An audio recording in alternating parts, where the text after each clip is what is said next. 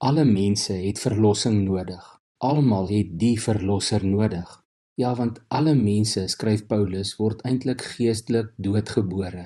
Hy skryf in Romeine 3 vers 23, almal het gesondig en het nie deel aan die heerlikheid van God nie. En daarom dat ek sê, almal het Jesus Christus, die ware verlosser, nodig. In Johannes 3 lees ons dat Nikodemus in die geheim een nag by Jesus kom uitvis. Waarskynlik omdat hy diep in homself besef het, hy is op 'n pad wat na die dood lei. Nikodemus het 'n kompliment na Jesus toe daar in hoofstuk 3 vers 2. Rabbi, ons weet dat u 'n leermeester is wat van God afgekom het. Dalk het hy hom opgewerk na 'n dieper vraag toe, maar Jesus mors nie tyd nie. Hy kom dadelik tot die punt met sy stelling, dat 'n mens net in God se koninkryk kan ingaan as jy wedergebore is. Iets waaroor Nikodemus nog glad nie gepraat het nie. Maar Jesus het direk in Nikodemus se hart gesien en hy het geweet, hierdie fariseer is in die eerste plek wel 'n fariseer, wat vas oortuig was dat hy deur wetsonderhouding en deur geestelike hoogmoed 'n plek in die hemel verdien het.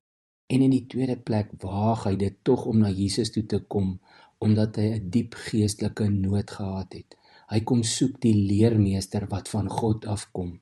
Hy kom omdat hy dors na die lewende water. Soms kan 'n mens dit tog nie eers in woorde omsit nie, maar hulle hongerharte roep al uit na die verlosser.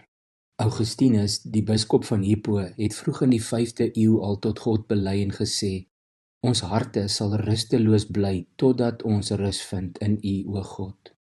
Is jou hart dalk ook rusteloos? Voel jy dat jy die rus in God kortkom? Is jy wedergebore?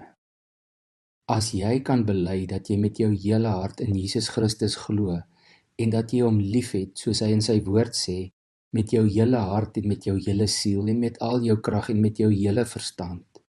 Maar jy moet Jesus net lief hê. Jy hoef hom hoegenaamd nie te probeer beïndruk nie. Dit is nie liefde nie. As jy Jesus Christus met jou hele hart liefhet, wel, dan is jy 'n wedergebore kind van God. Want Paulus skryf dit tog vir ons in 1 Korintiërs 12 vers 3.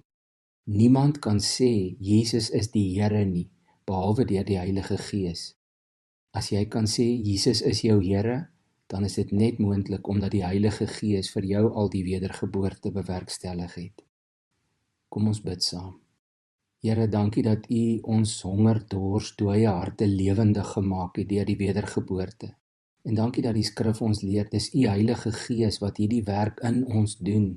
Ons is ontsettend dankbaar dat U ons deel gemaak het van U familie, dat ons U kinders mag wees. Dankie dat U ons hierdie nuwe lewe geskenk het. Ons prys U naam daarvoor. Amen.